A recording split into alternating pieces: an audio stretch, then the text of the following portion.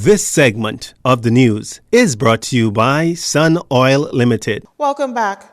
National Security Minister Marvin Dames was tight-lipped on the return of Commodore Tellis Bethel, who went on leave in October last year and is expected to return tomorrow, January 15th.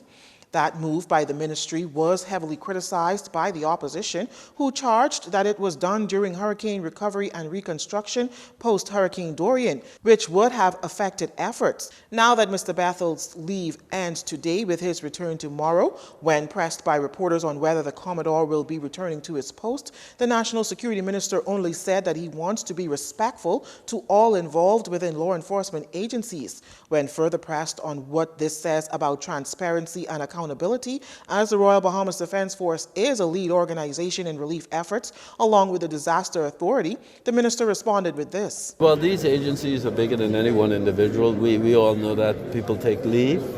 We have to be respectful of that. I want to be respectful of the Commodore. He's not only a colleague, but he's also a friend. I want to be respectful to every other officer. Last summer, several high-ranking police and Defense Force officers who had acquired months of vacation time were sent on leave. Dr. Raymond King was appointed as Deputy Commander of the RBDF and assumed the role of Acting Commander. In other crime news, police looking into an alleged drowning of a tourist at Half Moon Cay yesterday. It was shortly before 1 p.m. when an adult American male who was visiting the country on a cruise ship was discovered unresponsive floating in waters at Half Moon Cay. The man was eventually removed from the water and CPR rendered.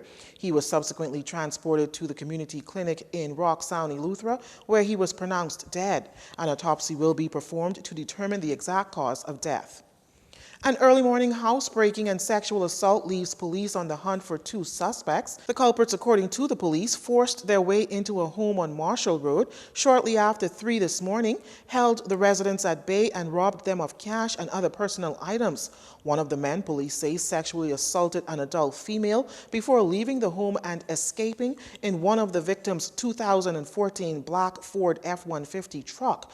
No one else was injured during the incident. Investigations are ongoing. Our final story is up next. This segment of the news has been brought to you by Sun Oil Limited.